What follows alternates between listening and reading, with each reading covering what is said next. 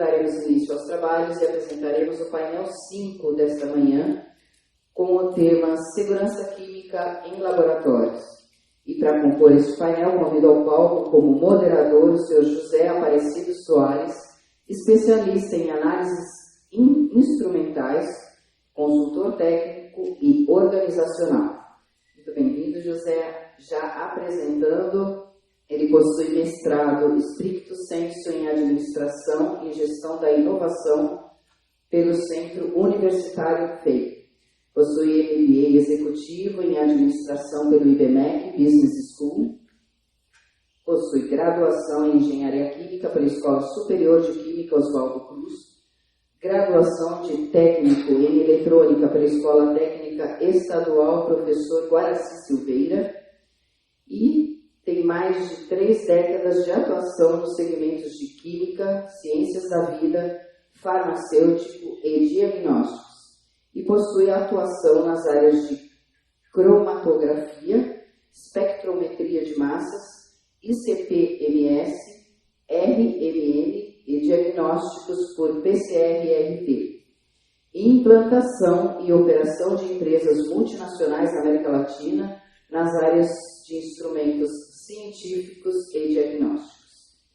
Bom, e para compor este painel, eu convido o Sr. Adolfo Borges, diretor da Treinolab Consultoria e Treinamentos. Convido também a senhora Aline Sidneia Abel Arcuri, pesquisadora e ex-diretora de tecnologia da Fundacentro. E convido também a senhora Patrícia Busco de Vita, especialista de laboratório, chefe do Serviço de Gestão Ambiental e Resíduos do Instituto de Química da USP. Bom, sejam todos bem-vindos e para iniciar com a primeira apresentação deste painel, com o tema Gerenciamento de Riscos devido a agentes químicos, convido o Sr. Adolfo Borges, só apresentando em primeiro lugar. Adolfo é bacharel em Química pela USP, Químico Tecnológico, Escola Politécnica da USP, larga experiência durante 20 anos com atuação em laboratórios e processos. Higienista ocupacional, curso de especialização do SENAC do Meio Ambiente. É consultor na área de segurança em laboratórios e meio ambiente. Já atendeu mais de 500 empresas desde 1995.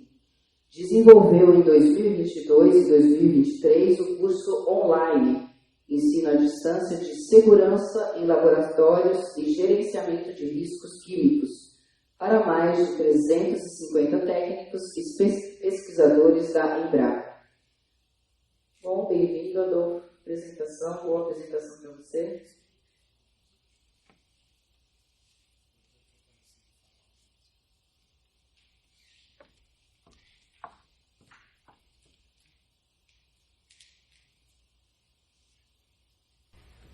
Pessoal, bom dia a todos. Em primeiro lugar, muito obrigado por terem chegado. Eu sei que é um desafio, né, chegar a esse horário, mas é muito bom tê-los aqui e melhor ainda termos os nossos palestrantes que vão nos proporcionar a oportunidade de falar um pouco sobre o conhecimento, educação e inovação na segurança química em laboratórios. Por quê? Porque o conhecimento é quem vai fazendo a gente acumular informações, minimizar ou eliminar ou mitigar riscos, né? Ter responsabilidade ambiental e bem utilizar as normas vigentes e também as legislações vigentes numa economia global que demanda cada vez mais a necessidade de se filtrar informações, consolidar informações e não pensar só num nicho específico. A gente tem que pensar amplo, né? Hoje, a cadeia produtiva global, ela exige isso de nós, profissionais. E é por isso que esse fórum vai nos proporcionar a oportunidade de revisitar temas importantes através dos nossos especialistas, né? A gente sabe que hoje existe toda uma preocupação real com o meio ambiente, que sempre existiu, mas agora mais do que nunca, porque isso agora afeta o futuro, mas afeta também o bolso e a imagem e os investimentos das organizações. Sejamos bem realistas também, né? E a gente só não pode esquecer, já passando a palavra para os nossos palestrantes, que tudo começa nas pessoas e termina nas pessoas, né? Por quê? Porque são seres humanos que geram a demanda, somos nós que consumimos, né? Através das organizações. Todas as atividades são efetuadas através dos agentes públicos, a gente vê a questão de legislação, através da sociedade, de entidades, a gente vê as normatizações, e nós, como consumidores finais, é que, na realidade, recebemos os impactos desta maior ou menor organização.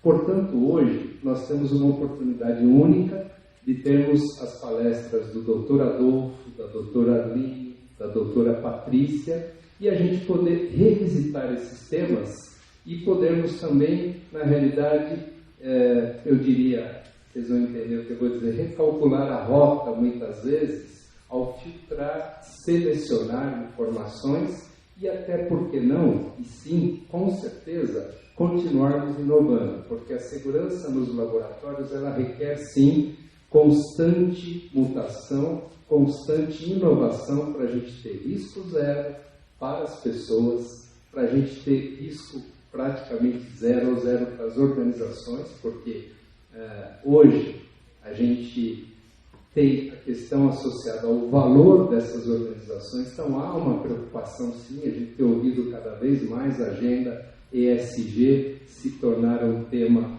de cotidiano e não é à toa.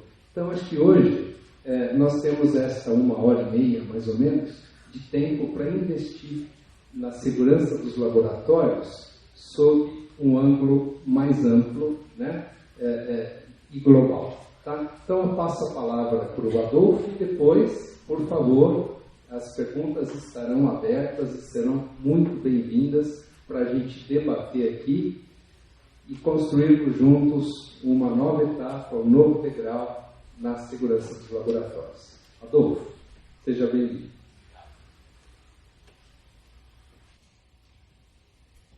Bom dia a todos. Não sei se alguns já me conhecem.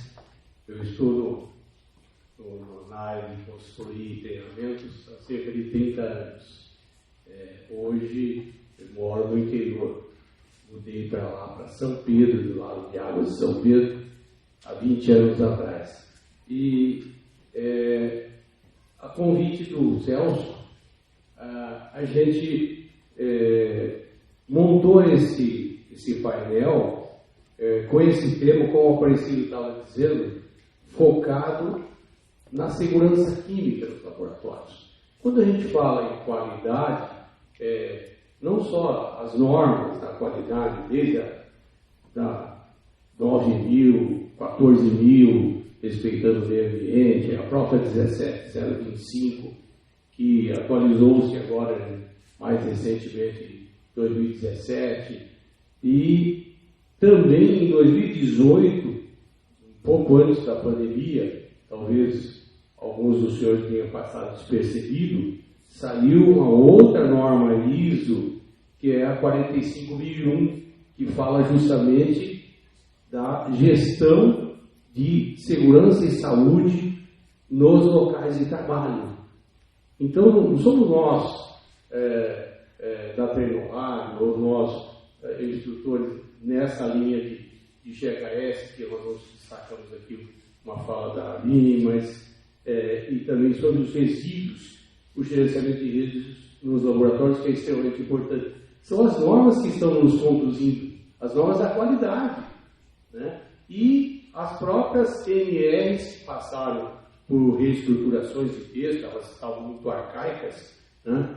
Passaram aqui nos últimos anos, 2001, 2002, também por atualizações, mas nessa direção de que as empresas precisam estar colocando como um ingrediente da qualidade esse componente que é o respeito à segurança e à saúde dos colaboradores que nos laboratórios atuam diariamente, né? A gente gostaria de estar comentando na nossa fala um dado da OIT. A OIT é um organismo internacional, todos vocês devem ter ouvido falar, que cataloga acidentes e moléstias ocupacionais que ocorrem no mundo inteiro, né? E desde 2014, cujo tema daquele ano foi segurança e saúde no uso de produtos químicos nos locais de trabalho, ela chamou a atenção da comunidade técnica dentro das empresas para esse detalhe. Quer dizer, se nós temos a cada ano 1/5, ou seja, mais de 20% dos acidentes que ocorrem são com atividades envolvendo produtos químicos.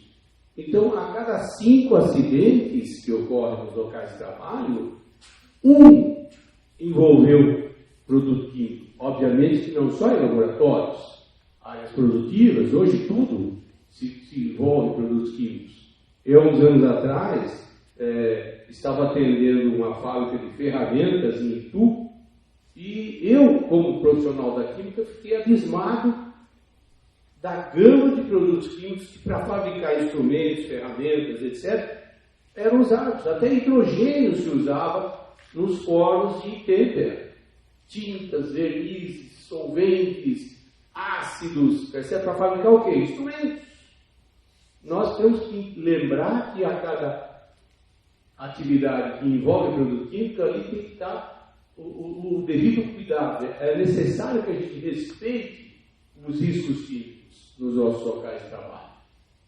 E isso compete a cada um dos senhores gestores, porque não é da responsabilidade especificamente de um engenheiro de segurança, de um profissional responsável pelo SESC da sua empresa, eventualmente. Não. O gestor diretamente ligado ao laboratório, ele tem a sua corresponsabilidade. Ele precisa treinar a sua equipe, ele precisa estar ativo e atento aos detalhes, aos riscos, se, como bem disse o Aparecido, se não puder eliminar, pelo menos minimizá-los, né? Tudo que você tiver de melhoria, você tem que estar à busca disso para estar o quê? Somando na qualidade. A segurança está envolvida, está inserida dentro do tema qualidade, né? E nesse mesmo ano de 2014, a Fundacentro, aqui em São Paulo, sediou um seminário técnico nesse dia 28 de abril de 2014, a pedido da própria OIT. E foi muito claro, para quem participou, eu tive o privilégio de estar lá, né, que a preocupação maior naquele seminário técnico que a OIT, em conjunto com a Fundacentro, organizou, que os produtos químicos, se mal manuseados, podem estar provocando uma morte lenta. Quantas vezes existe um colaborador que, no fim da sua carreira, ele pensando que vai estar atendendo a toda a sua expectativa de vida e se aposentar, se ele abusou da sua atividade dentro do local de trabalho, às vezes até por falta de informação ou de descuido, ele acaba contraindo uma moléstia que se manifesta 10, 30 anos lá para frente. Ninguém deseja isso. Para ninguém, que dirá para si próprio. Então a gente tem que estar muito atento aos riscos químicos. Por favor, próximo. Dentro de uma gestão que envolva segurança e saúde ocupacional, esta norma 45.000 que eu falava há pouco, ela saiu recente, um pouquinho antes da pandemia. A própria pandemia meio que bagunçou tudo e não se permitiu que entrasse nessa reflexão. Mas é uma norma que, somado com as NR1, NR9, NR26, foram as normas regulamentadoras que são a legislação que as empresas precisam estar seguindo, elas acabam somando na direção da necessidade de se estar tendo uma gestão adequada envolvendo segurança e saúde. E se vocês tiverem a oportunidade, quem ainda não teve, de dar uma mergulhada, vocês encontram no Google vários resumos e comentários dessa lei, dessa norma, melhor dizendo, que a ABNT traduziu e editou em 2018. E há 2 pontos que eu gostaria de salientar aqui. Esta 45.1, ela recomenda uma coisa importantíssima, que haja realmente a participação de todos, independente do nível da pessoa.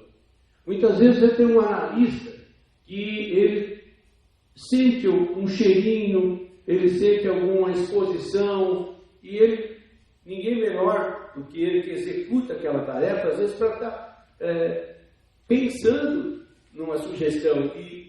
E você, gestor, precisa incentivar essas pessoas a estarem criando essas sugestões, virando soluções a curto e médio prazo. E a norma diz exatamente isso, que você deve estar galgando ou incentivando a participação de todos, independente do nível.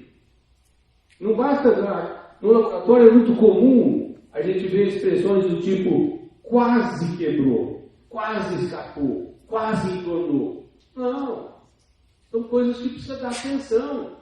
Não basta dizer, não, ótimo, dá um tapinha no ombro dele e fala, nossa, parabéns que não aconteceu nada. Não, isso precisa ser administrado. E essas reivindicações precisam ser atendidas sempre para ou controlar ou, como já dissemos, minimizar, pelo menos, os riscos que envolvem saúde e segurança. Okay? E um outro detalhe importante que essa norma fala, tanto no seu começo quanto lá no final da norma, ela fala muito da necessidade de se ter um monitoramento desse sistema de gestão. Ou seja, você planejou alguns itens de melhoria para aquele ano. Normalmente se faz no segundo semestre a previsão de investimentos, o budget do ano seguinte, e aí você elencou lá 8, 15 itens. Né? Mas não basta colocar aquilo no papel.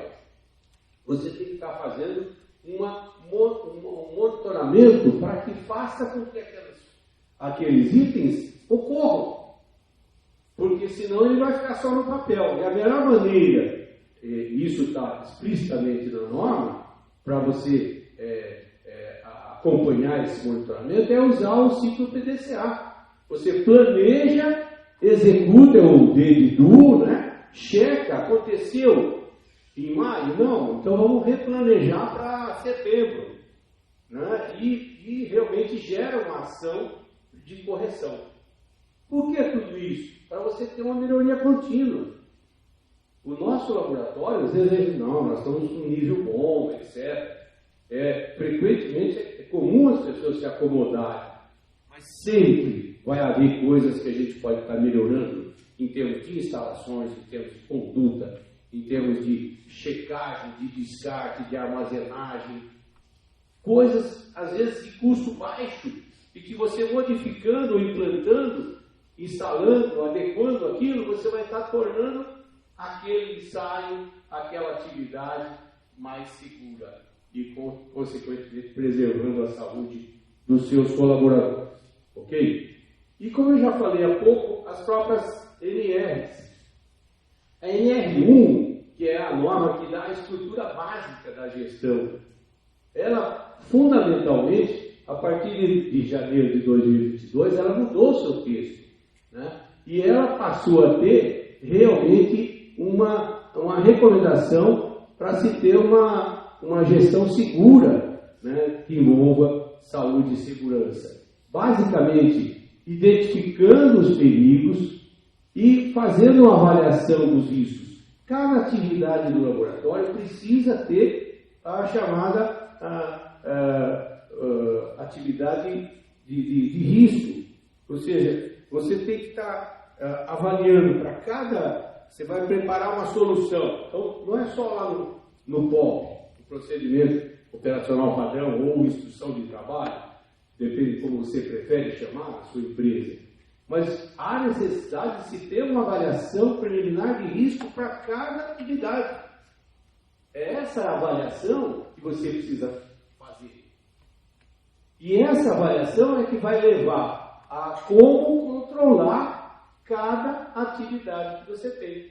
A partir do levantamento dessa avaliação de risco, você vai propor adequações, às vezes até o próprio texto do procedimento operacional padrão, que não está constando detalhes suficientes que envolvam a atividade segura, ser executada de modo seguro. Então, ela vai estar dando essa estrutura. E, a partir de 2022, do ano passado, a própria NR1 propôs e passou a ser obrigatório que as empresas tenham esse chamado PGR, o Programa de Gerenciamento de Riscos. Toda empresa hoje já está falando essa linguagem. Não é novidade, passou a ser obrigatório a partir de janeiro de 2022. Então, e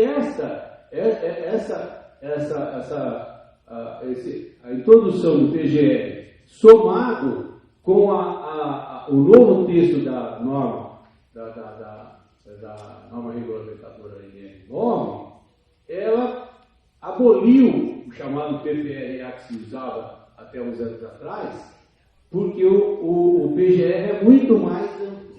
Ele englobou todos os riscos ocupacionais.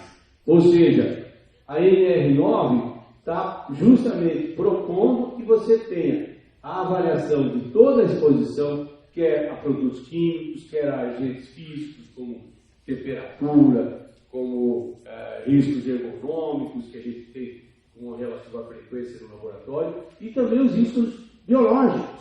Quer dizer, ela passou a ter, em consonância com o PGR, o modus operandi das empresas atuais. Então, isso está recente, mas as empresas estão se adequando a isso.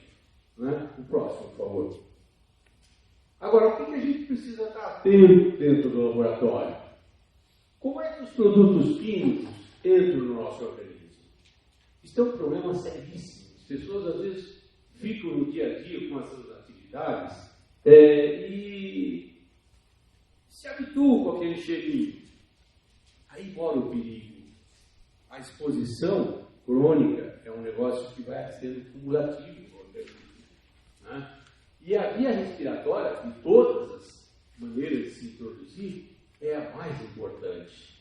Né? Óbvio que existe pela boca, pela pele, pelos olhos, também penetração. Né? Mas há como você cuidar disso. Agora, ficar sem respirar, não.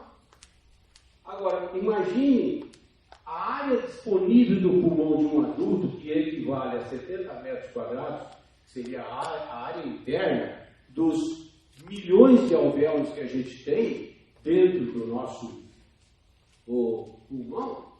Ela é, em relação à área de pele, por exemplo, de um corpo de um adulto, que é 2 metros cúbicos, ela é estupidamente maior. Sendo que, inclusive, a película do alvéolo, que penetra não só moléculas de oxigênio, mas outros cheirinhos que são moleculares, eles vão penetrar com a mesma facilidade na circulação sanguínea. E isso faz com que a pessoa, ao estar expondo, mas o nível de concentração aqui está dentro do tolerável, né? E está tudo sob controle, mas o nosso organismo é cumulativo. A gente não pode esquecer que nós respiramos 35 litros de ar por minuto, não é por hora. Então, esses tracinhos vão ser cumulativos. Então, você precisa estar, às vezes, locando aquele equipamento dentro de uma capela, ou tendo um sistema de exaustor mais eficiente que capte o cheirinho, o vapor mais próximo do procedimento. Então, para tudo isso, o que é? É o gerenciamento de instalações, de equipamentos de proteção coletiva. Né? E a gente precisa tomar muito cuidado. E a gente incluiu aqui uma breve reflexão. Eu sei que a gente começou até um pouquinho mais tarde, em função aí do tempo, de capelas. Vamos falar no próximo slide, a gente vê um pouquinho sobre a importância das capelas. Uma boa capela, porque tem capelas que estão disponíveis no mercado que não deveriam nem ser chamadas de capelas. Ruidosas, pequenininhas. Vamos brevemente aqui. Vejam, uma boa capela começa pelo próprio material que você tem. O material melhor hoje é de cerâmica, porque ele é resistente quimicamente, tanto para ácidos como para solventes. Melhor até que as resinas, que são importadas, às vezes até mais caro que as cerâmicas, e mancham se você goteja um solvente. E é uma solução, essa cerâmica de Santa Catarina, uma solução bem brasileira. Agora, bem iluminada, o motor, se você conseguir especificar que ele seja instalado para fora, você vai ter um ruído bem baixo, você ganha isso. Não esqueça de orientar os seus colaboradores que você tem que planejar cada atividade. Às vezes, um acidente acontece dentro de uma capela porque o indivíduo acaba fazendo num cantinho ou na beirada, na borda da capela. São situações de risco, não pode. Você não pode permitir isso. Então, o analista tem que estar removendo aquilo que não é necessário. A guilhotina, que é normalmente de vidro temperado, de preferência, para nos dar a proteção, ela tem que estar abaixada na altura daquele analista. O indivíduo que é mais miudinho, ele vai baixar talvez 60% a 70% a guilhotina. Mas um cara que pratica vôlei de sábado, ele vai baixar só uns 40%. Ele vai ter, o analista terá que ter a condição de um trabalho seguro, e a guilhotina tem que parar onde ele precisa. E ela tem que estar limpinha. Veja, são detalhezinhos aparentemente bobo, mas tem que estar em ordem a capela. E a exaustão. Vejam, aqui vocês conseguem verificar que a exaustão normal, aquilo que se chama de capela bem comumzinha, que tem só a captação em cima, está errado. Na minha opinião, nem devia fabricar, um gestor nem devia comprar aquela capela. Nós não podemos esquecer que o peso molecular dos contaminantes, dos produtos que a gente manuseia no laboratório, são muito mais densos que o ar. Então, se tiver a captação lá em cima, ele tem que vencer essa diferença de densidade? Não. Aquele quer 30% ou 60% que fica aberto, é um ar contínuo. Por difusão, você migra para o ambiente do laboratório. Eu vou permitir invadir um pouquinho mais do tempo, a gente começou um pouquinho mais tarde, pode ser? Okay. Então você pode estar migrando contaminantes para si. Isso é muito importante, você ter essa captação aqui embaixo, porque a tendência é que se você está diluindo alguma coisa, preparando uma solução a partir de um ácido concentrado ou aquecendo alguma coisa, é que haja vapores no entorno do procedimento. E aí há necessidade de você ter a captação lá em cima, mas aqui também, aqui embaixo. Toda boa capela tem que ter, no fundo, no treinamento que a gente está desenvolvendo, até em conjunto com a própria remessa, de 8, 12 ou 16 horas, a gente fala com muito detalhe, mostra vídeos sobre isso, mostrando como é que acontece, o que ocorre, para as pessoas entenderem da necessidade de se ter essa captação lá. E não fosse a pandemia, já era para ter saído no ano passado, mas deve sair uma nova norma da BNT, inspirada em normas internacionais. A exaustão da capela não pode ser branda, por motivos óbvios, não vai cumprir a finalidade dela, mas também não pode ser muito alta, porque você pode ter um efeito rodamuinho, que é muito pior. Percebe? Então, isso é tão importante. A vazão ideal é de 0,5 metros por segundo, facilmente lida num anemômetro. Ok? Vamos em frente, por favor. Outra coisa importante, nós temos que investir na comunicação de risco dentro dos laboratórios, para você ter uma boa gestão de segurança. E as FISPs atualizadas, adequadas, é uma delas. Né? Se você imaginar que esta norma aqui, 2023, ela saiu agora há 50 dias atrás, em julho, sabe? Ela englobou as 4 versões que existiam, né? E que ela já passou a ser conhecida desde 2002, faz 20 anos.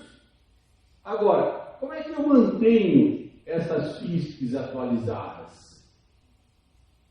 Você tem que estar mantendo isso, mas está tem implantado isso. Não, isso aqui a gente já tem há bastante tempo no laboratório. Não, essa versão nova, ela englobou as 4 partes e definitivamente assumiu as recomendações do GHS, que a Aline vai falar um pouquinho da importância do GHS, né? E acabou traduzindo aquilo que a gente chamava de FISP, está apenas trocando o nome. É a tradução mais fiel, inclusive, ao GHS, que é a ficha com dados de segurança. Mas são aqueles mesmos 16 campos. Tem FISP, que às vezes o fabricante fornece, que você lê todo e fala, nossa, esse produto não tem risco nenhum. Como não tem risco?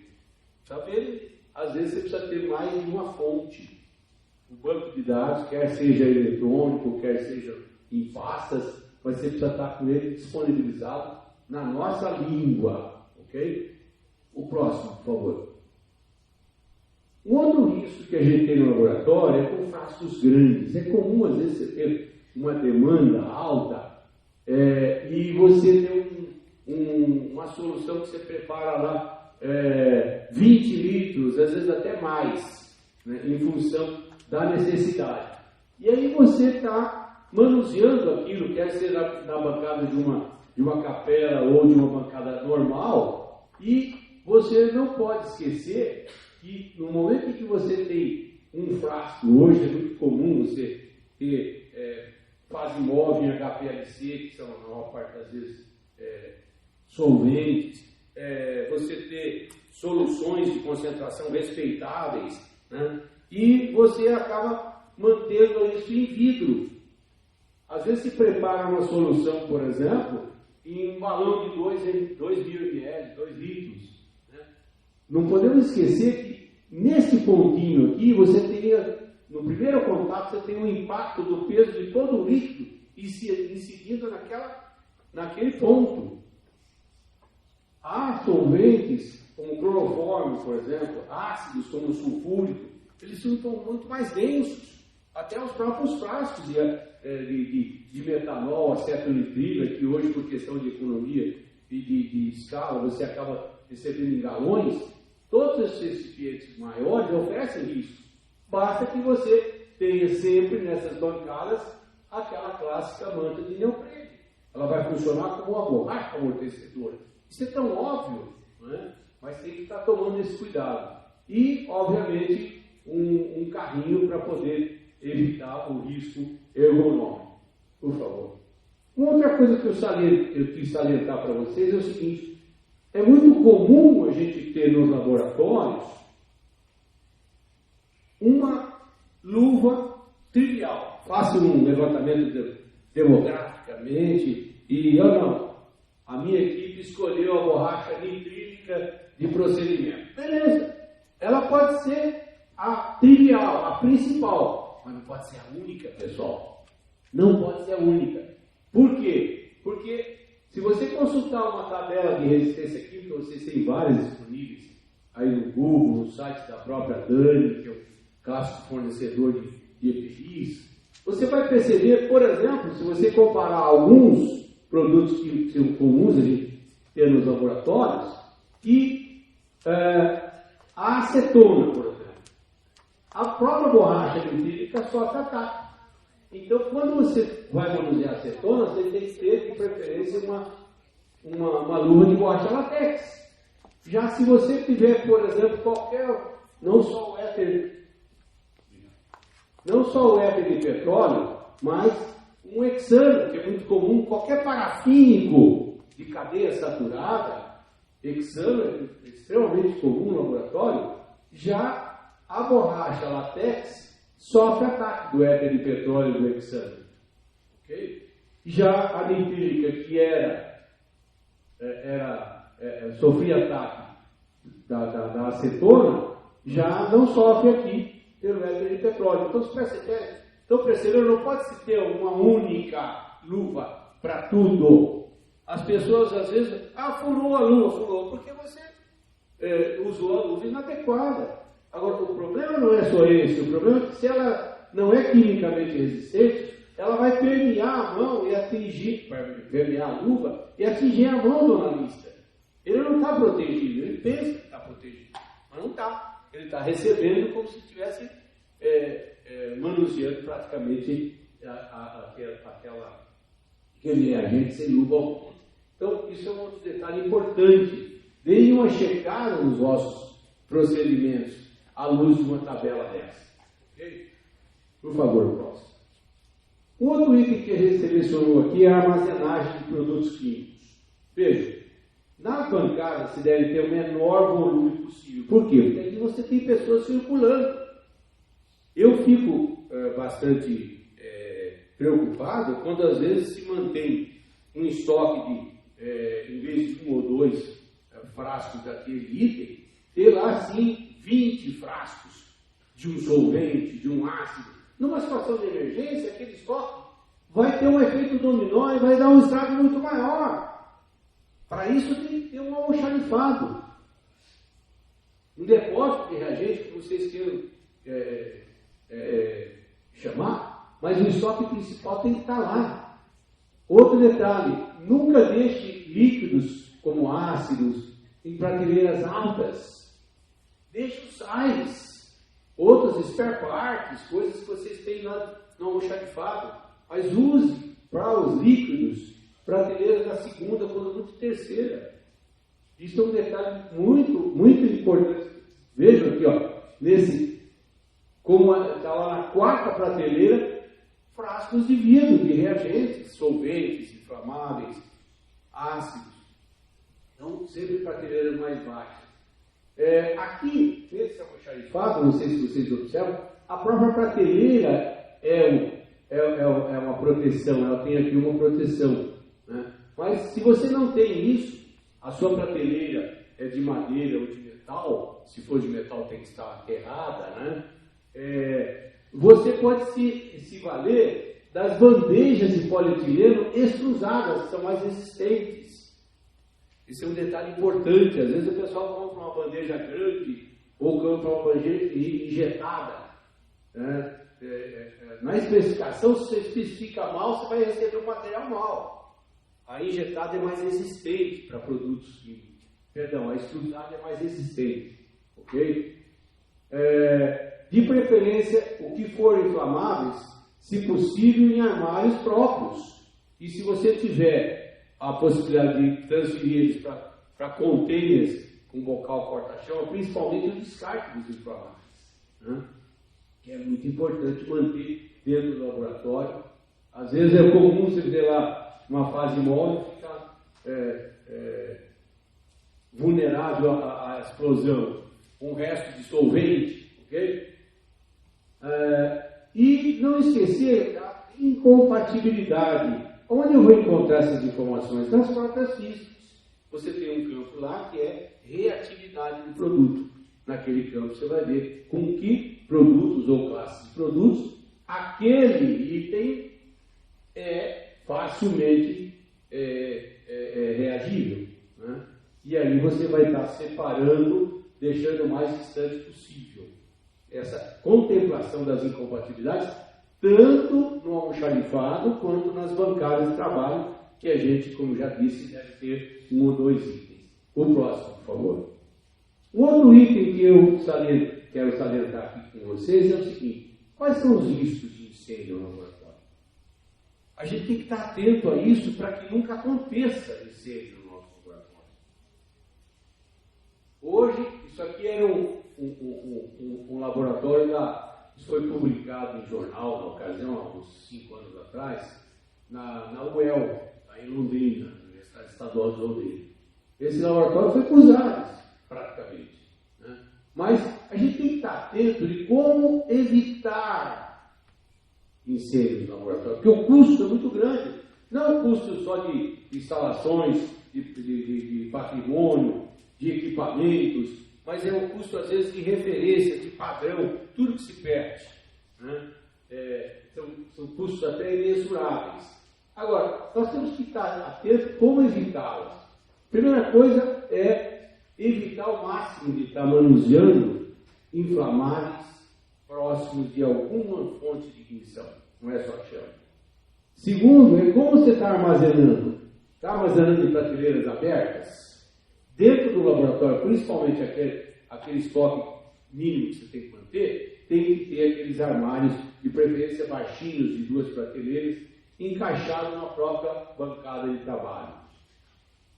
As instalações elétricas, elas precisam não só quando se projetou, mas quando você vai instalar um equipamento novo, ela precisa saber, ela está aguentando aquele novo equipamento que você vai instalar? Porque às vezes quando você projetou o laboratório, você tinha a previsão de estar ali com 5 equipamentos. Hoje está com 8, na mesma bancada. Vai sobrecarregando a rede. Isso pode dar um curto e gerar um incêndio. Né? Planejar as manutenções preventivas, né? Periodicamente, isso é muito importante, porque, principalmente equipamentos que ficam nas capelas. A atmosfera da capela é muito agressiva, então acaba danificando mais o equipamento. Né? Vamos em frente, por favor, o próximo. Já estamos quase terminando, eu sei que o pessoal está preocupado. Mas como é que eu faria essa gestão da segurança química nos laboratórios? A começar por toda a relação de itens, reagentes, e inclusive das soluções que a gente utiliza no laboratório, né? É muito importante você estar tendo o excesso de comunicação. Não só as físicas que a gente acabou de falar há pouco, mas como é que está o nosso texto das nossas procedimentos, as instruções de trabalho. Né? Como é que estão os rótulos das nossas soluções? Uma solução pode ser 2%, mas se ela for 20%, o risco é muito maior. Então, você, é o que a Aline vai falar daqui a pouquinho, na parte do GHS, você tem como classificar o risco e colocar a simbologia correta das soluções de trabalho, que é o que mais se manuseia no dia a dia. O rótulo da solução é o laboratório que tem que fazer. Você recebe a simbologia de risco nos seus reagentes puros. Agora, a solução eu canso de ver em laboratórios que a gente tem apenas as informações do que é o reagente, a concentração, a validade daquela solução e para por aí, não tem simbologia de risco nenhum. Ora, aqui não contém o ácido clorídrico. Aquela solução de HPLC contém 30% de metanol. Tem que estar simbolizado, tem que estar isso simbolizado no rótulo. E, obviamente, essa gestão de risco, ela passa por aquela análise preliminar de risco. É uma série de coisas muito importantes. A própria indicação biológica de exposição, que é muito importante. Os trabalhadores que mantêm muito contato frequente com o produto, inserir uma análise na urina ou no sangue daquele colaborador. Isso a área médica tem que estar interagindo com o gestor do laboratório. E por fim, eu queria só dar uma última pincelada no próximo slide, que é como está. Não é esse não, você avançou 2, tem um anterior. Pode voltar mais um?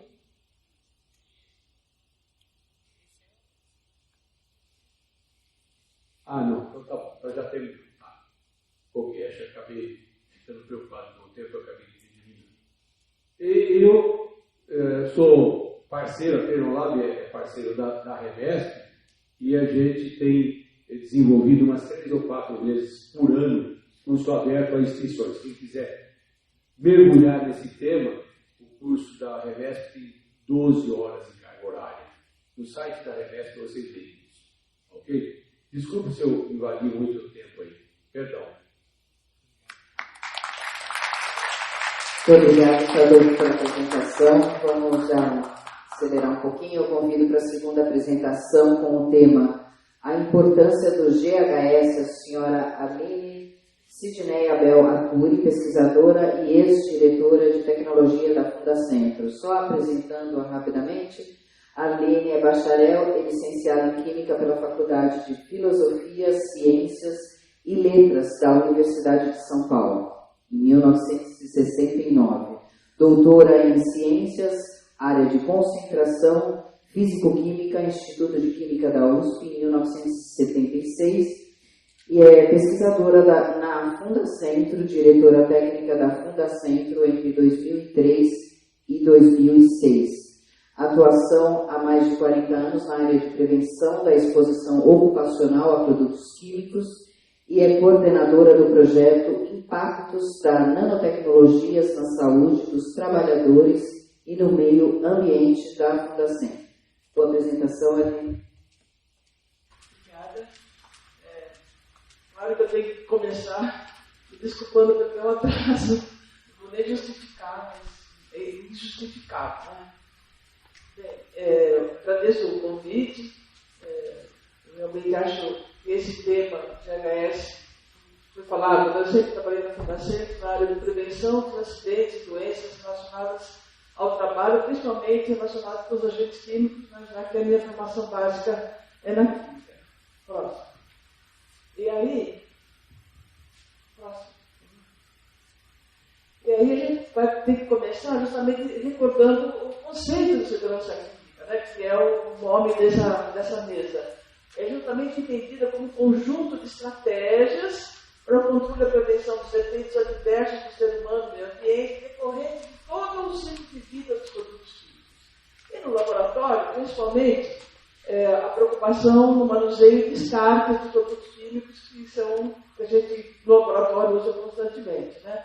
Então, para que isso seja possível, a gente tem que começar fazendo o quê? Identificando as substâncias químicas que existem nos ambientes de trabalho. E aí entra a importância do GHS. Próximo.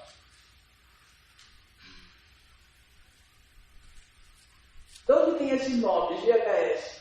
Ele é mantido, mesmo nas normas brasileiras, do GHS, para poder facilitar, inclusive, consultas internacionais, porque ele, como é um sistema que se propõe ser harmonizado globalmente, significa o quê?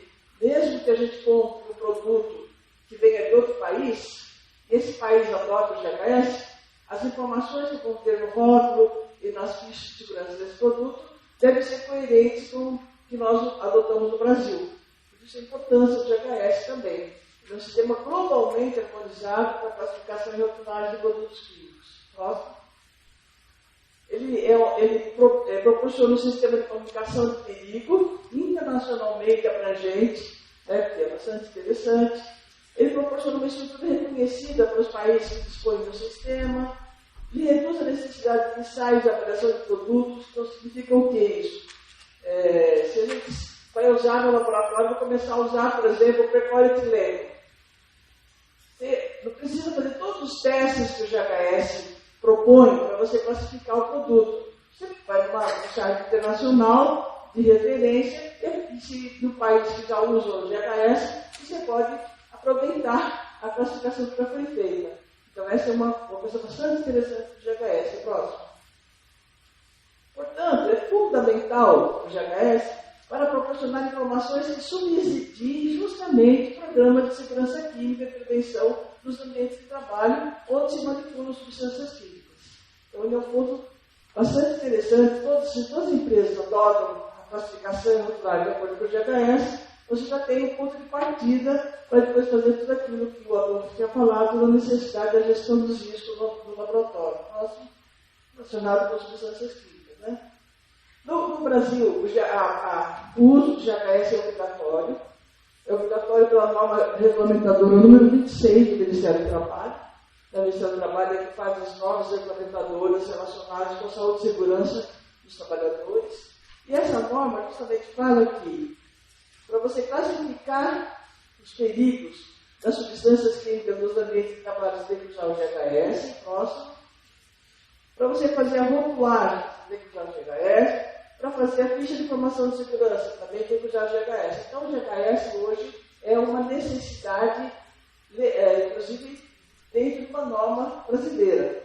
Né? Então, isso é uma coisa que eu não sei se todos os laboratórios têm ciência disso, mas eles estão sujeitos, eventualmente, a uma fiscalização, né?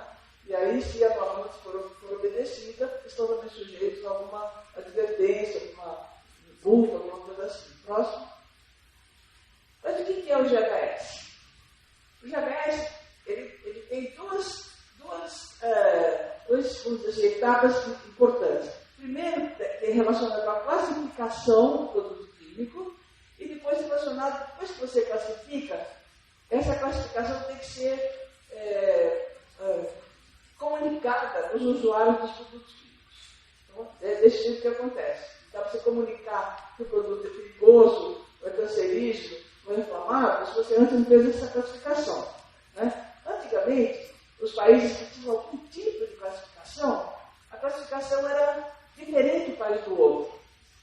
Isso dava muita confusão, porque às vezes vinha você comprava um produto químico da Alemanha, ele vinha como tóxico, muito tóxico, e no outro país ele vinha como ligeiramente tóxico. Mas por que isso? Porque a classificação, as formas de classificar eram diferentes.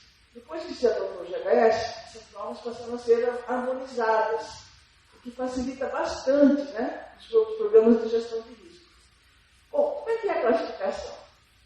A classificação leva em consideração 3 aspectos.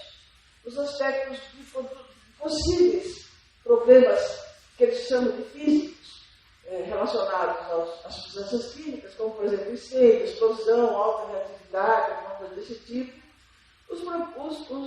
A classificação devido aos danos que o produto químico pode provocar à saúde humana e também aos danos ao meio ambiente. Então, depois que feita essa classificação, a comunicação é feita através de 2 elementos: a rotulagem e a ficha de dados de segurança. Próximo. A classificação é sempre feita em função das propriedades intrínsecas da substância química. Né? Então, o ácido sulfúrico é extremamente corrosivo. Você vai perder a mão, estou falando do ácido sulfúrico, claro, se você não tiver cuidado. Se ele estiver dentro do armário, bem organizado, de acordo com a prateleira bem organizada que o Adolfo já falou, ele não oferece risco, pelo menos o risco é muito pequeno. Por quê? Ele está bem armazenado, mas a sua característica de ser altamente corrosivo não muda. Porque é uma característica intrínseca do ácido. Se ele vai provocar aquilo, depende da forma como ele é usado. Né? O risco que o produto químico pode apresentar depende da forma como ele é usado. Mas as suas características não mudam. Né? Independente de ele estar armazenado, ou ele está sendo usado, ou ele esparramar, as características dele são as mesmas. Então, por isso que a classificação é baseada justamente nessas características intrínsecas, que em inglês, o nome disso chama-se hazard, né? E que no português é traduzido como perigo. Então, a classificação é feita em função do perigo intrínseco à substância química. E também o GHS ele traz classificações para substâncias puras e para misturas. Então, quando a gente faz o laboratório, a gente usa o sistema de substância pura de solução, né? Mas depois a solução também tem que ser classificada. E tem critérios para fazer essa classificação. Então, de acordo com o tipo de substância química, a classificação dela é que o GHS indica para a gente. A substância é cancerígena. É uma substância que não tem limite seguro de exposição. Então, qualquer solução que você fizer com essa substância química, acima de 0,1% dela presente, a mistura vai também ser classificada como cancerígena. Tá? Agora, é uma substância que é corrosiva. Bom, se uma substância corrosiva é pura, tudo bem, mas se você dilui ela a 1%, a mistura a 1% não vai ser corrosiva, mas vai poder alguma irritação da pele. Né? O GHS, então, ele permite esses valores de corte, assim, conforme a concentração que você faz na sua mistura. Se a mistura preparada contém ou não as mesmas características do produto puro. Então é isso que a gente fala quando o GHS também dispõe critérios para a classificação de misturas. Próximo. E aqui tem o que é classificado em cima de líquidos físicos. Eles são todos relacionados com as propriedades físicas da substância química. Ponto de fulgor, ponto de inflamabilidade, várias questões relacionadas com as características realmente físicas e físico-químicas da substância. Né? Então, a substância pode ser classificada como explosiva, inflamável, aerosol inflamável, gás oxidante, gás sob pressão, líquidos inflamáveis, sólidos e substâncias autoreativas. E vocês veem aqui que tem várias categorias. Então, não é porque uma substância é classificada como explosiva que o cuidado relacionado com ela é sempre igual. Porque elas podem ser explosivas de acordo com a categoria. Se a categoria 1, ela é muito explosiva. Então, isso tem que ser identificado no rótulo. A pessoa mexendo com aquela substância, olha, isso aqui é muito explosivo. Então, temos que tomar cuidado. Se ela está na categoria última aqui, ela só vai ser explosiva em situações muito especiais. Então, a forma de gestão dessa substância vai ser diferente. E assim por diante, né? Cada uma das classes relacionadas com os perigos, ela tem várias, algumas tem até um só. Mas algumas têm várias classificações. Próximo. E mais algumas classificações. Líquidos pirofóricos, sólidos, substâncias de mistura especial que aquecem, substâncias de mistura de contato com água e gases inflamáveis, por exemplo, sólido metálico, né? Joga um pedaço de sólido metálico na água, reação imediata, vai liberar hidrogênio. Líquidos oxidantes, sólidos, peróxicos, explosivos insensibilizados. Isso aqui é uma coisa interessante, né? Tenho até um exemplo aqui, por exemplo, do picrato, né? O picrato, ele é uma substância, o picrato de sódio é uma substância, picrato de amônio, é uma substância muito, tem uma capacidade de explosão muito grande se você usa ele concentrado. Mas se você usa ele diluído, ele pega essa capacidade de explosão. Mas isso tem que ser identificado no rótulo. Porque se aquela solução diluída cai no chão e evapora a água, aquele resíduo ficou sendo explosivo.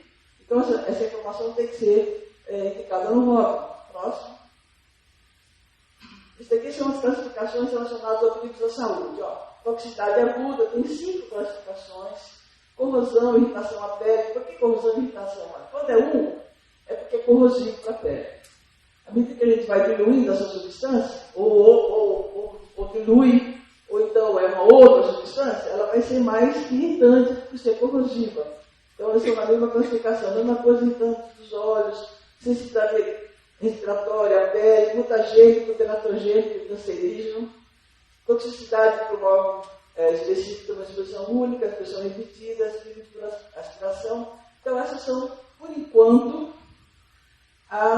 os itens, as classes de perigo à saúde que já foram incluídos no GHS. O GHS ele é atualizado a cada 2 anos, à medida que a ciência evolui, à medida que novos produtos químicos são identificados. Né? Agora existe toda uma preocupação, né, como foi falado que eu nasci nos últimos anos, agora me aposentei, mas nos últimos anos eu estava trabalhando na área, num programa justamente relacionado com a classificação dos perigos, dos riscos e dos impactos do uso dos nanomateriais nos ambientes de trabalho.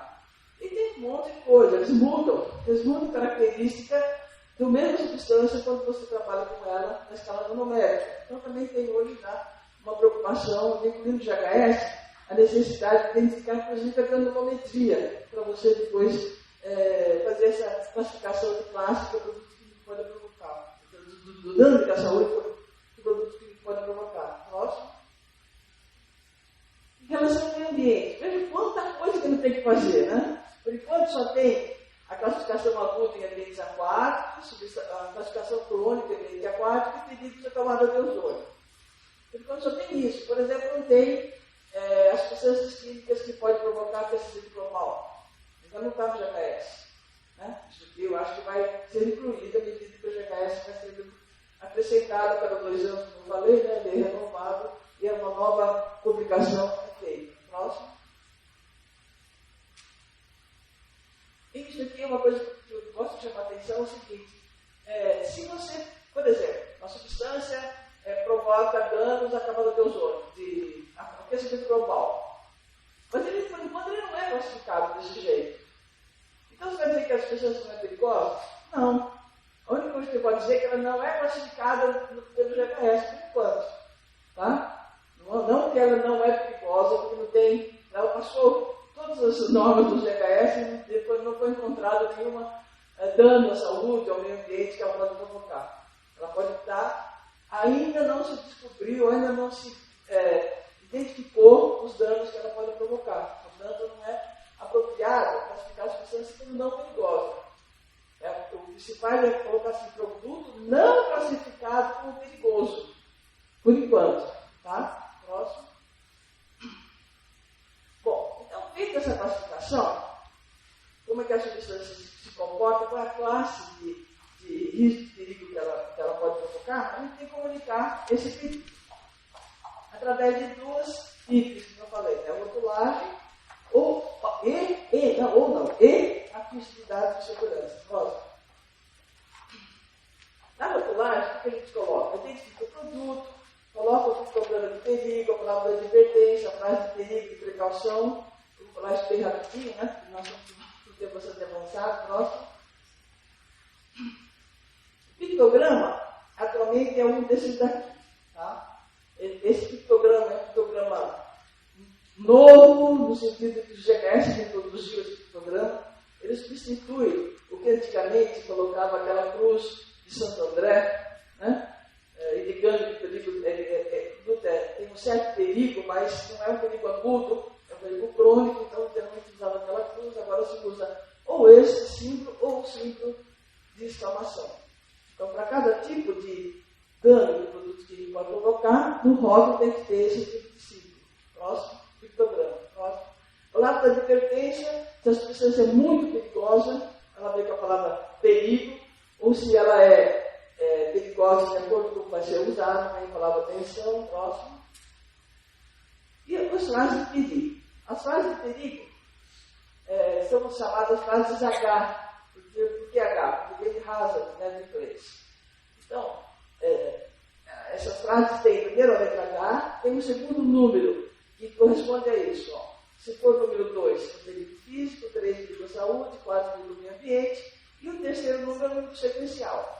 Então, por exemplo, você compra um produto escrito em russo, mas está escrito lá que é H227, você não sabe, você não precisa entender russo, você vai dar a norma brasileira e ver lá que isso significa líquido de combustível. Então, isso facilita muito a gente a comprar produtos de origem internacional, né, e saber o que significa. Você precisa saber a língua original. E também quando a gente tem comércio de um lugar para o outro, quando a gente compra no laboratório, produto químico, a gente vai dar com essa nomenclatura, se der a ver de GHS. Próximo, as frases sobre precaução, começa com a letra P. Essas frases já dão alguma indicação do risco que a substância química pode provocar por ela usada. Por isso que elas são chamadas frases de precaução. Elas indicam o que você não deve fazer com a substância para evitar o risco decorrente dela. Próximo. Isso é opcional. O laboratório pode querer colocar que só pode usar aquele produto com máscara, com luva, ou pode fumar. Isso aqui é opcional, mas é interessante colocar. Próximo. E as informações? Isso é importante. As informações devem ser bem compreendidas pelos trabalhadores e usuários. Isso é fundamental, né? Porque, como tem economês, mediquês, também tem o quimiquês. Né? A gente tem nomes em química que nem todo mundo conhece, acho que a maioria das pessoas não conhece. Né? Então, é preciso que todos os trabalhadores daquele ambiente de trabalho sejam capacitados para entender o rótulo. Não adianta você colocar a informação no rótulo, se a pessoa não vai entender o que aquilo significa. Então, esses cursos periódicos, essas palestras, tal, são importantes justamente para isso, porque os trabalhadores daquele ambiente de trabalho consigam entender aquelas informações que são colocadas. Próximo. E, finalmente, a ficha de informação de segurança. A ficha complementa as informações do rótulo. Porque o rótulo tem que ser uma coisa mais curta, mais simples, para a pessoa conhecer aquilo que ele está lidando, no primeiro momento. Mas é importante que ele aprofunde. Por exemplo, o rótulo fala que a substância é teratogênica ou ela é sensibilizante da pele. Bom, mas o que ela provoca? Ela provoca corrosão? Ela provoca alergia? Ela provoca o quê? Então, na ficha de informação de segurança, você complementa essas informações. Começa identificando a substância, claro, a mesma, né? A composição química tem uma regrinha para você saber o que você coloca na composição química, né? Tem valores de corte, por exemplo, todas as substâncias cancerígenas, ou mutagênica, ou que dão danos à reprodução, qualquer concentração acima de 0,1% presente na mistura, isso tem que ser colocado na ficha de informação de segurança. Tem aquelas substâncias nessa mistura. E tem outros dados também. Primeiros socorros, medidas de combate a incêndio, medidas que devem ser tomadas no derramamento do vazamento, no manuseio, no armazenamento, no controle de exposição, as propriedades físico-químicas, a atividade, informação toxicológica, em relação ao meio ambiente, como é que dispõe ela, né, como é que descarta, o transporte, a regulamentação. Então, vocês veem que essa ficha de informação de segurança ela é muito importante porque ela complementa as informações do rótulo. Tá? Próximo. Bom, então, acho que isso é a apresentação do GHS. A gente poder dar em cada um desses detalhes, evidentemente, a gente teria que fazer um curso, né? O Adolfo, ele tem dado nos cursos de segurança laboratória, a gente tem aprofundado um pouco mais essa questão do GHS. Gente. Então, obrigado. Muito obrigada, Aline, pela apresentação.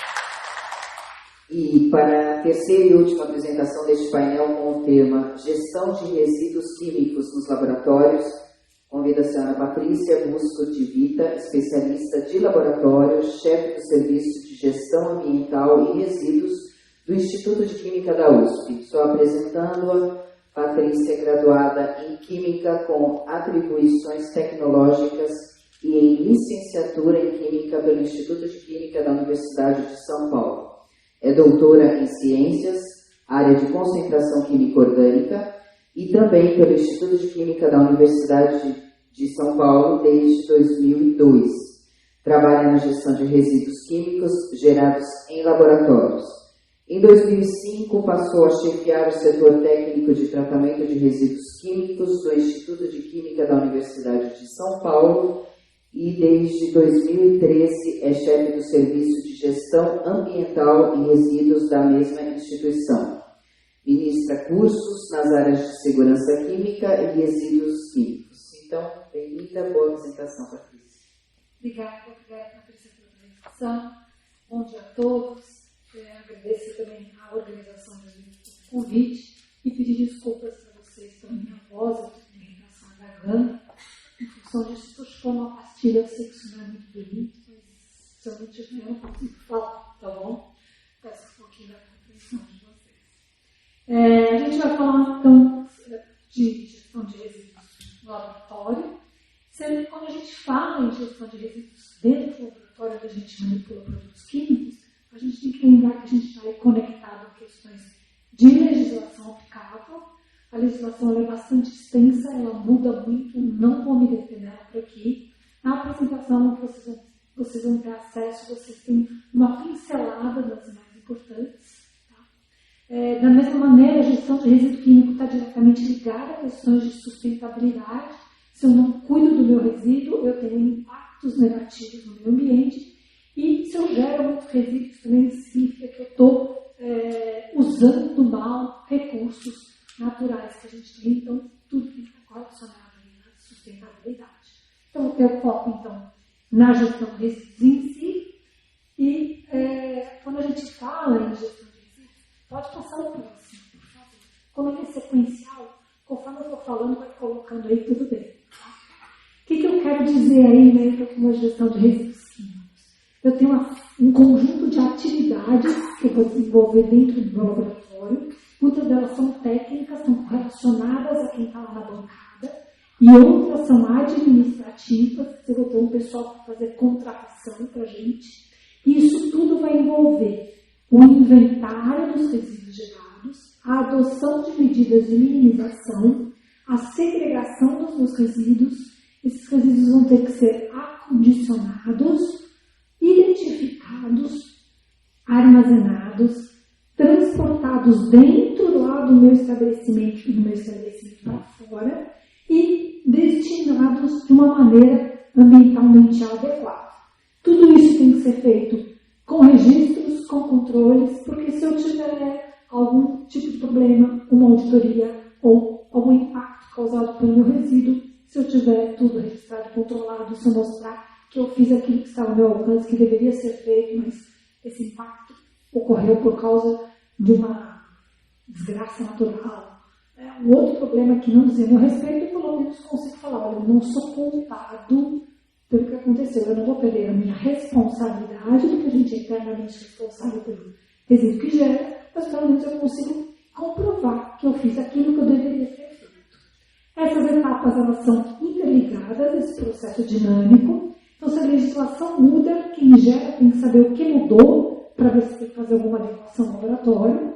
E como a gente está em laboratório, a gente mexe com muita coisa e muitas vezes as técnicas que a gente utiliza, elas são modificadas, né? Os reagentes que a gente compra também mudam. E se eu não aviso o meu gestor que agora eu tenho uma técnica diferente, ou uma substância diferente, eu não vou ter aquela parte administrativa da contratação que vai satisfazer, né, as necessidades para que eu descarte meu resíduo de maneira adequada. Então, todo mundo tem que conversar o tempo todo.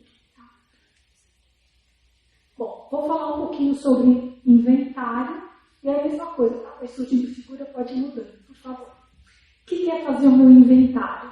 É eu quantificar, classificar os resíduos que eu gero. Para isso, o que eu tenho que ter em mente? Primeiro, né, eu vou pensar no resíduo que eu gero. Qual é a primeira coisa que eu uso para gerar um resíduo? Reagente. Então, eu tenho que conhecer todos os reagentes que eu tenho dentro do meu laboratório ou fora, né, que servem ali o meu dia a dia.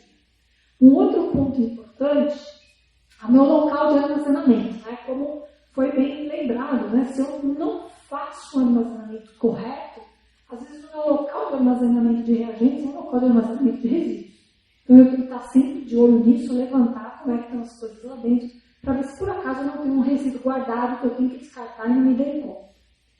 Da mesma maneira, lá no laboratório, a gente vai fazer uma série de soluções e misturas.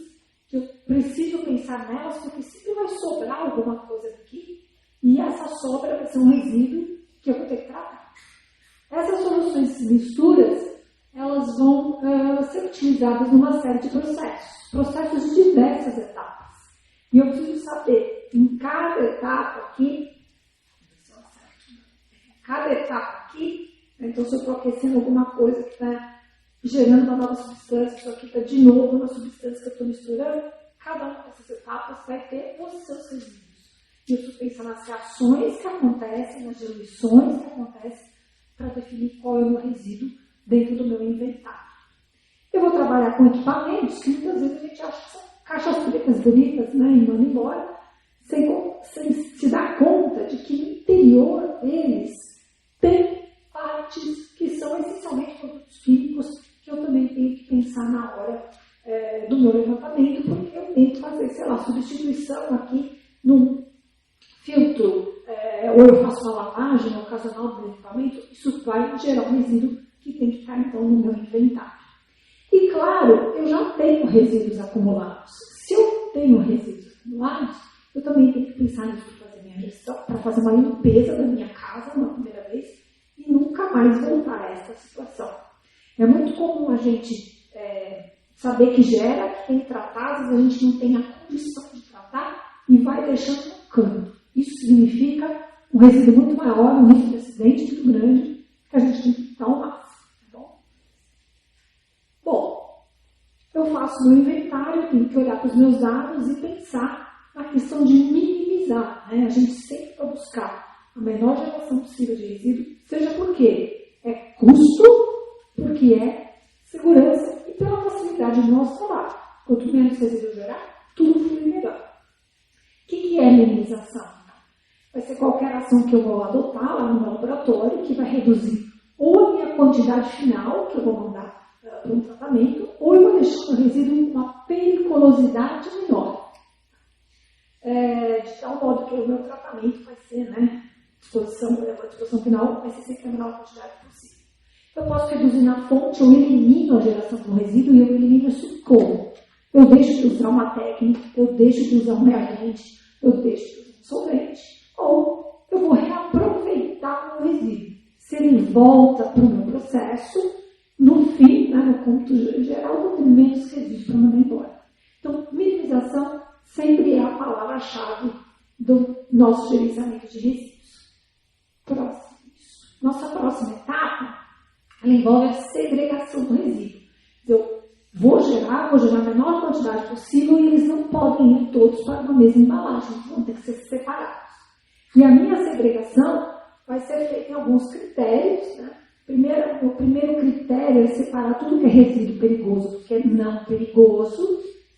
Pode passar o próximo. E quem vai dizer qualquer um e qualquer outro é a norma NBR 10.004, que está sendo revisada, ela é de 2004, e essa norma estabelece critérios para decidir se o meu resíduo é ou não perigoso. Além disso, ela me traz listas para eu consultar se eu tenho essa substância no meu resíduo, então meu resíduo é perigoso, ou listas de processos. Se o meu resíduo vem de um processo como esse, meu resíduo é perigoso.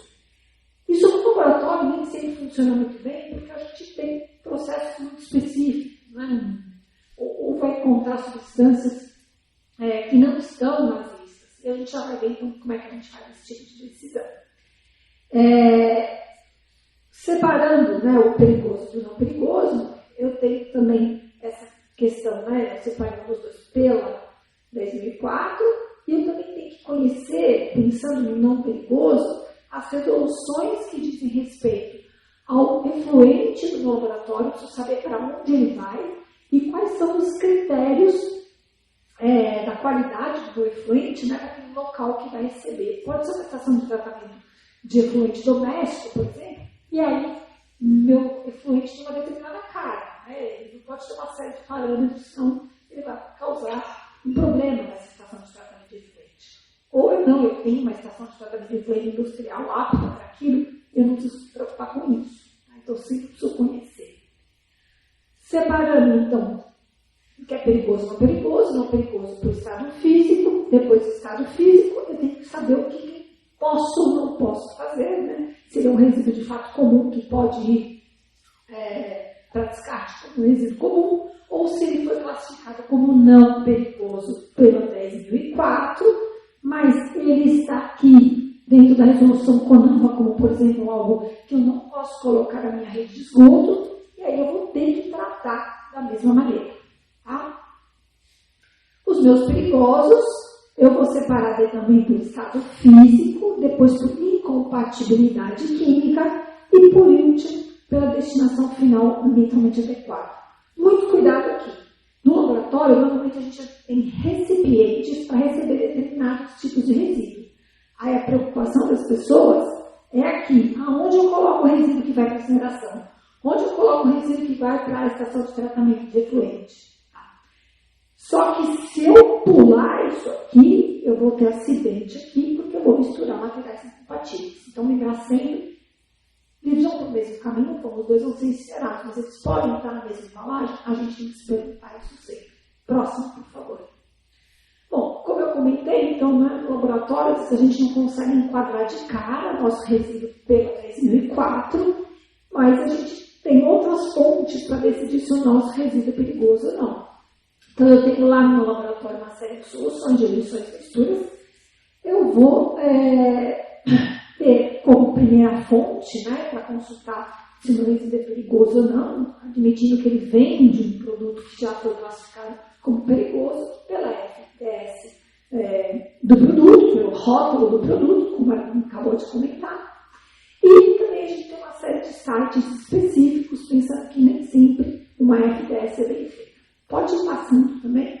Eu vou deixar para vocês têm o link na apresentação para todos esses sites, que são as fontes de referência mais atualizadas justamente correlacionadas com o GHS, e com essas fontes a gente vê se ela está classificada como perigoso, aquela substância está presente no resíduo, ela é perigosa, ainda a depender de suas diluições, ou se houve, claro, uma reação no meu processo. Então, pensando, diluir, reagir, o que eu tenho que pensar? Se houve uma reação, quais são as novas substâncias formadas? Né? Então, eu tenho um resíduo aqui, às vezes a pessoa escreve, é resíduo de ácido clorídrico e hidróxido de sódio. Isso não é resíduo de hidróxido clorídrico, de ácido clorídrico e hidróxido de sódio. É resíduo de cloreto de sódio. Pode ser que tenha sobrado aqui alguma coisa, pH 6,5, não sobrou. Então, isso é uma solução após cloreto de sódio. Eu tenho que pensar nisso agora no resíduo. Ou não, né? Esse aqui é um caso que eu comentei lá, né? O HCl 0,001 molar. Ele não é classificado como perigoso pelo GHS, mas posso jogar na pia, porque o pH dele está fora do escopo lá do descarte influente. Então, a ABNT 10.004 nos traz informações de como testar, né? Quais são as faixas de pH, por exemplo. No GESTES, que é um site que está lá no slide anterior, a gente tem acesso também a algumas concentrações, e na própria 14725 a gente conta também informações a respeito das diluições, né, se aquilo continua perigoso ou não. Próximo, por favor. Bom, como eu falei, incompatibilidade química é importante, talvez seja o aspecto mais importante da segregação, né? E, como a Aline acabou de falar, as substâncias elas têm propriedades que são intrínsecas a elas. E numa dessas substâncias que a gente tem é justamente a possibilidade de ela reagir com uma outra substância de maneira não controlada. Então, a única maneira de eu não ter essas reações não controladas é separando substâncias. Tá? Lembrando que toda reação não controlada significa automaticamente acidente. Então, eu sei que uma substância pode ser ou não incompatível com outra, como é que eu vou saber se ela é ou não compatível? Né? Existem tabelas já de compatibilidade, só que elas nunca cobrem todas as substâncias. Existem listas, né, que se equivalem às tabelas. Na FDS, na seção 7, manuseio e armazenamento, e na 10, estabilidade e reatividade, também a gente já tem a dica das compatibilidades. A gente tem matrizes que a gente pode construir, ou já encontra, e eu vou mostrar duas para vocês. E sites específicos. Um site específico é esse da Candle Chemicals, no qual você vai colocando as substâncias que você tem. Isso serve para armazenamento, serve para resíduo. Você vai colocando lá quais são as substâncias que você gerou como resíduo. Todas são para extração, mas elas podem ir no mesmo frasco. Você colocando o nome da substância e ele te monta uma lista específica de compatibilidade. E ele tem mais ou menos essa cara aqui. Esse aqui é do EPA, é uma matriz que já vem pronta. Eu sei que vocês não estão enxergando, eu já vou aumentar um pedacinho dela para vocês, só para vocês enxergarem aqui como um todo, né? Ela tem linhas que se... Bota só um segundinho. Que se repetem em colunas, tá? E nas intersecções a gente sabe se aquela família de substâncias é compatível ou não. Pode passar o próximo. Aí, por exemplo, eu quero saber, agora a gente vai ver, a compatibilidade do ácido acético com a tretilamina. O ácido acético é um ácido orgânico 3, a tretilamina é uma base, uma amina, ela é 7. Pode passar. Aí eu cruzo 3 com 7. Pode não clicar também. E vejo que aqui tem letrinhas. Se tem letrinhas é porque é incompatível. No caso aqui, HIP, uma reação isotérmica com geração de calor, e P, uma polimerização violenta. Isso ajuda muito a gente no dia a dia, e essa planilha, esse diagrama, né, ele é feito para resíduos. Próximo, por favor. Ainda na segregação, né, então, se tem compatibilidade química, pode ir acrescentando. Aí eu tenho que pensar na destinação final totalmente adequada, que vai poder ser a realização de tratamentos ou a disposição final do meu resíduo, por exemplo, no aterro. Próximo, por favor. A gente já vai ter a fase aqui do acondicionamento, e aí eu vou ter que escolher um recipiente que não me leve a nenhum tipo de erro ou acidente, ou seja, eu não posso reaproveitar, por exemplo, um frasco de produto de limpeza, de um alimento, de uma bebida. Recipiente tem que ser compatível com o estado físico, com a composição do resíduo. Ele tem que ter resistência física, né? Ele não pode quebrar na hora que eu coloco na bancada, por exemplo. Ele tem que ter capacidade adequada em função da geração diária do resíduo, da frequência de retirada e do tipo de transporte que eu vou utilizar. E aí eu tenho uma série de normas que eu tenho que respeitar se eu estiver na área da saúde, do Visiconama, e também respeitar o código de cores, né? Então, para quem faz coleta seletiva, lembrar que resíduo perigoso é laranja. Próximo, por favor. A gente tem a fase da identificação, você vai rotular e fazer uma ficha de dados de resíduo, agora não para o produto químico, né? Pensando na segurança do resíduo químico. E tanto rótulo quanto ficha tem que comunicar o perigo dos resíduos, exatamente como a gente falou para o produto químico. Vai mudar o que é a nossa norma, que ela é a 14725, a gente tinha 16725, que também acabou de ser revisada, né? Ela foi publicada praticamente na mesma data aí da 14, e vai me dizer então o que tem que ter no rótulo e o que tem na ficha. Próximo, por favor. A ficha, ela tem 16 campos, então antes ela tinha 13, agora tem 16, e esses campos são análogos aos campos da FDS. Tá? Então, a sequência de preenchimento é a mesma. Próximo, por favor. E na rotulagem, a gente vai ter então as indicações do que a gente tem que colocar, que começa pelo nome, a classificação que a gente faz pela BNT, a classificação que a gente faz segundo listas de resíduos do IBAMA e assim por diante. E aqui a gente também vai usar os elementos do GHS, porque o resíduo convive com a gente ali no laboratório, a gente está exposto a ele, a gente precisa conhecer a exposição contínua. Próximo, por favor.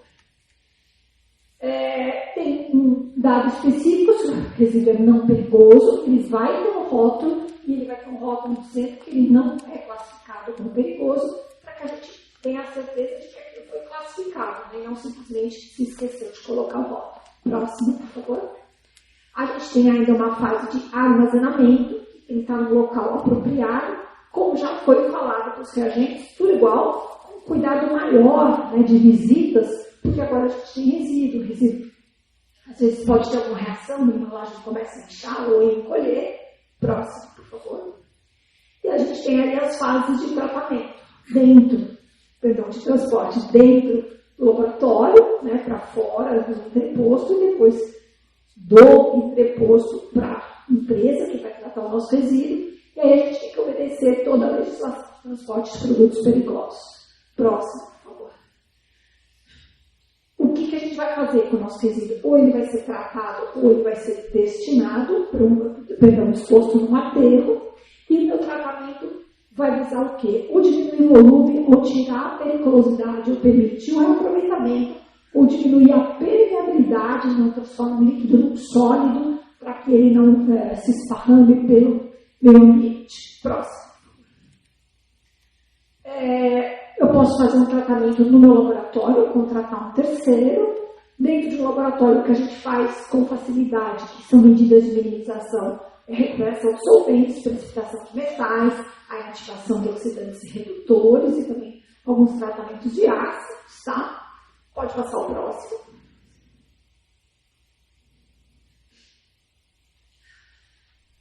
E se eu for colocar, né, para fora do estabelecimento, então eu vou contratar alguém que faça um tratamento adequado. Tem que pensar sempre que o tratamento é caro, né, tudo envolve custo, e tem coisas que eu posso fazer para diminuir o meu custo. Então, eu gero resíduos que podem ser incinerados e coprocessados. Se eu separar um do outro, quanto mais eu vou processar, menos eu pago para fazer esse tratamento. Próximo. Disposição que a gente tem no Brasil é colocar no aterro, lembrar que tem que ser um aterro licenciado, todos esses processos são licenciados pelo órgão ambiental. Acho que chegamos nos finalmente, não só onde tem o tratamento, se a gente quer fazer um laboratório, ou se a gente pode mandar para incineração, por exemplo, na FDS no campo, quanto lugar? No campo 13, tá? Depois eu arrumo na apresentação de vocês. Pode passar para próximo. Existe uma série de referências, então, só para conhecimento de vocês, não vou passar por elas. Próximo, por favor.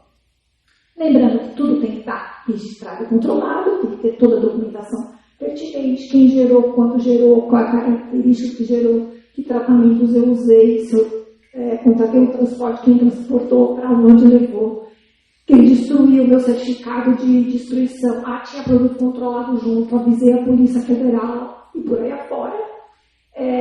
E lembrar que a gente é obrigado a fazer um programa de gerenciamento de resíduos sólidos, mostrando o fluxo de tudo aquilo que aconteceu com os nossos resíduos químicos desde a geração até o final. E a gente tem agora a norma BNT, a gente tem legislação federal, estadual, do nosso órgão ambiental em São Paulo, do que tem no PGR, e tem uma norma BNT, só saiu a primeira parte dela, em junho desse ano, que fala como é que funciona o PGR. Ok? Acho que é isso, gente. Obrigada pela atenção. Espero que você consiga. Muito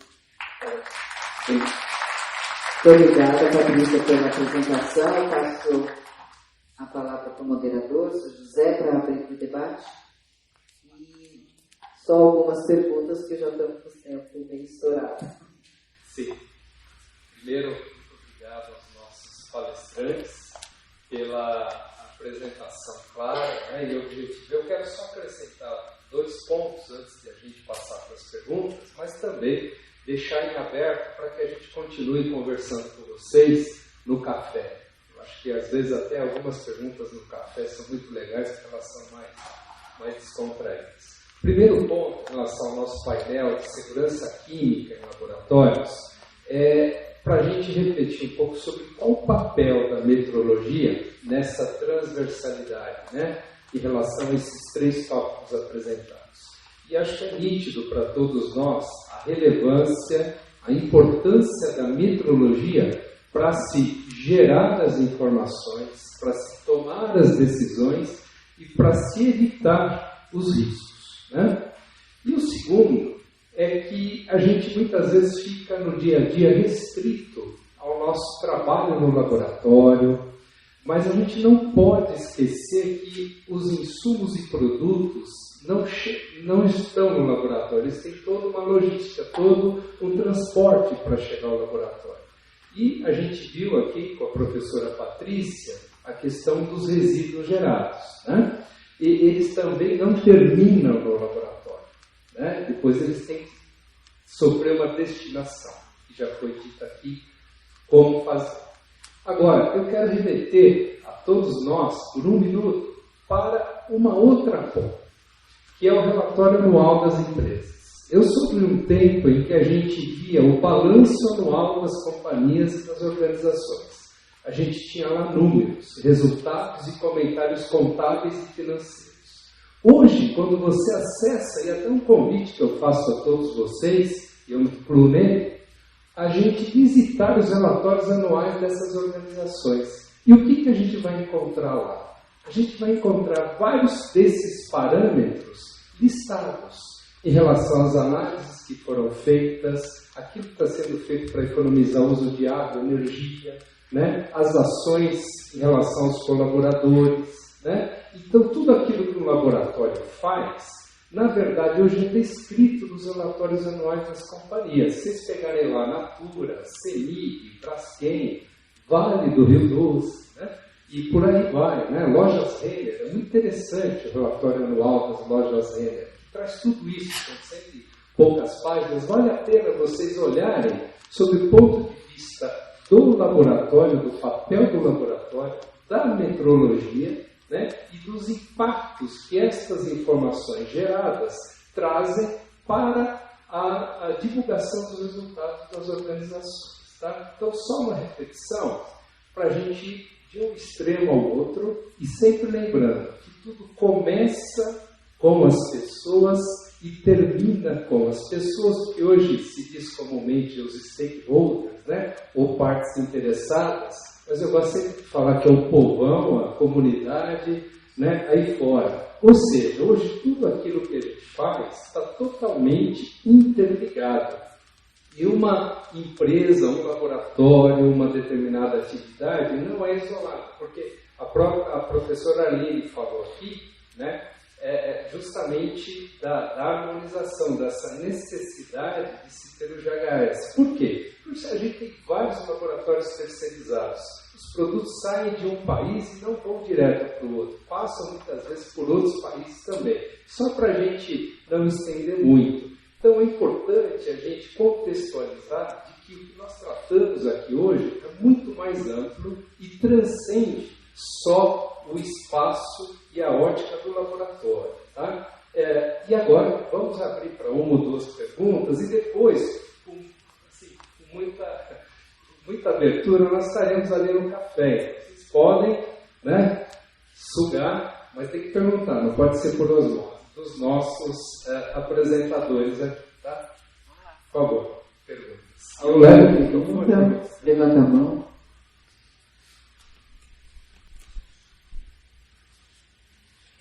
Não? Então acho que estamos precisando de um café, né? Mas estamos lá à disposição, tá? Obrigado a todos. Antes do café, agradecer a participação de vocês. Eu vou fazer um comentário final. Rapidinho. A REMESP programa esse treinamento de 12 horas no site deles. Então, quem não estava aqui quando eu falei no início, pode estar acessando o próprio site da REMESP, tá? E eu estou deixando aqui, perto da escada, se alguém tiver alguma dúvida, não conseguir falar conosco como propôs o Aparecido, basta preencher a sua dúvida com os dados que, se eu não conseguir responder, eu encaminho para a professora Patrícia ou para a Arlene, se for pertinente ao tema dela. E não conseguir falar conosco no intervalo, tá bom? Obrigado. Obrigada mais uma vez. Eu vou pedir para os senhores irem no centro do palco para receber o certificado, a lembrança dos 25 anos de REMESP e fazer a foto oficial.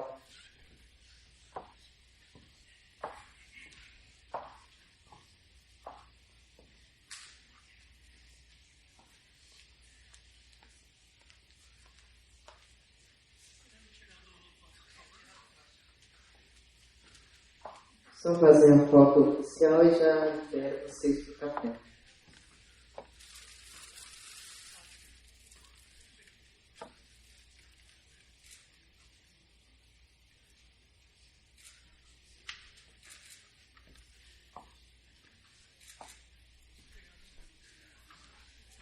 Obrigada mais uma vez, aqui está a lembrancinha.